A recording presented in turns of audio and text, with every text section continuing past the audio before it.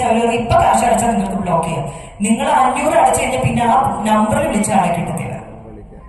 Okay, അപ്പൊ അങ്ങനത്തെ ഫ്രോഡുകളുണ്ട്. Please don't lose your money bye. അപ്പൊ ഇതൊക്കെ അൺറിലയബിൾ ആണ്. These kind of frauds happening. Be worry about these kind of situations.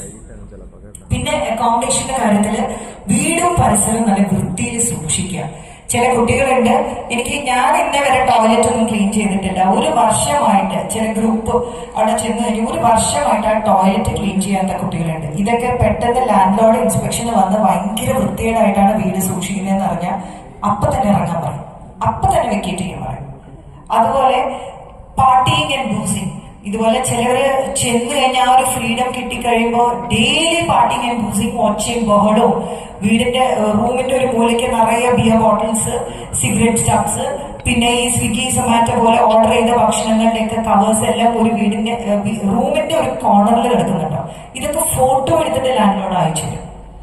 Okay, അപ്പൊ ഇങ്ങനത്തെയൊക്കെ രീതിയിൽ താമസിക്കുന്ന കുട്ടികൾ ധാരാളമുണ്ട്. നമ്മുടെ നാട്ടിൽ നിന്ന് പോയ കുട്ടികളും ഉണ്ട്. You do not become one of them. Okay, so keep your നമ്മുടെ വീടിനകത്തൊരു പോസിറ്റീവ് എനർജി ഒക്കെ വേണമെന്നുണ്ടെങ്കിൽ വീട് നല്ല ഭംഗിയിൽ വൃത്തിയിൽ സൂക്ഷിക്കുക. If you really want a positive ecosystem and environment, അത് നിങ്ങളെ കൂടി പോസിറ്റീവ് ആക്കുന്നത്. Okay, so it's important you maintain your house in that manor.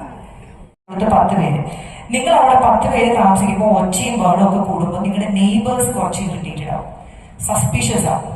കാരണം 10 പേര് എന്തൊരു ബഹളമാണ്, എന്തൊരു കിയോസ് ആണ്.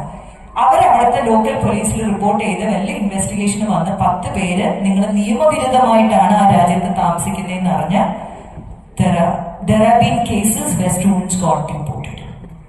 So be aware of all these calls. Innocently ചില കുട്ടികള് ഇതുപോലത്തെ ഇങ്ങനെയൊക്കെ ചെയ്താൽ ഇത് പ്രശ്നമാണ്, ഇതിനിങ്ങനെ ഒരു കോൺസിക്വൻസ് ഉണ്ടെന്ന് അറിയാതെയാണ് ഈ കുട്ടികൾ ഇങ്ങനത്തെ ചീപ്പർ അക്കോമഡേഷന്റെ ഇതിലേക്ക് വീണു പോകുന്നത്. പിന്നെ ഫേസ്ബുക്ക് ഇതില് മാർക്കറ്റ് സ്പേസിലൊക്കെ ഇതുപോലെ ഫേക്ക് ആയിട്ടുള്ള അക്കോമഡേഷൻ, ഈ നിസ്സാര ചെലവിലെ അക്കോമഡേഷൻ എന്നൊക്കെ പറഞ്ഞ് നിങ്ങൾ ഈ ഇൻസ്റ്റയിലും ഫേസ്ബുക്കിലൊക്കെ പല സോഷ്യൽ മീഡിയ ഇതിലും വാട്സാപ്പ് ഗ്രൂപ്പിലൊക്കെ വരും. അതിൽ ഒരുപാട് ഫ്രോഡ് നടക്കുന്നുണ്ട്. എല്ലാ രാജ്യങ്ങളും ഇപ്പൊ നടക്കുന്നുണ്ട് വിദ്യാർത്ഥികളുടെ ഇടയിൽ. നിങ്ങൾ ഈ കുറഞ്ഞ ചെലവിലെ അക്കോമഡേഷൻ അല്ലേ, നിങ്ങൾ കാശിപ്പ് ഇട്ടാൽ ഇപ്പൊ തന്നെ ബുക്ക് ചെയ്യാന്ന് പറയും. കാരണം നല്ല റേറ്റ് കുറഞ്ഞായിരിക്കും കിട്ടുന്നത്. കാശ് പോവും, പിന്നെ ആ പറയുന്ന ആളെ വിളിച്ചാൽ കിട്ടില്ല, പിന്നെ വേറെ ആ നമ്പർ എക്സിസ്റ്റ് ചെയ്യുന്നുണ്ടാവില്ല. സോ ഇങ്ങനത്തെ അൺറിലയബിൾ ആയിട്ടുള്ള ആംബ എന്നൊക്കെ പറയുന്ന നല്ല ഇതില് ഒക്കെ നിങ്ങൾക്ക് അക്കോമഡേഷൻ നോക്കാം. നല്ല ഡീസന്റ് അക്കോമഡേഷൻ ആണ്. ഇതുപോലെ റീസണബിൾ, അത്ര റീസണബിൾ എന്ന് പറയില്ല,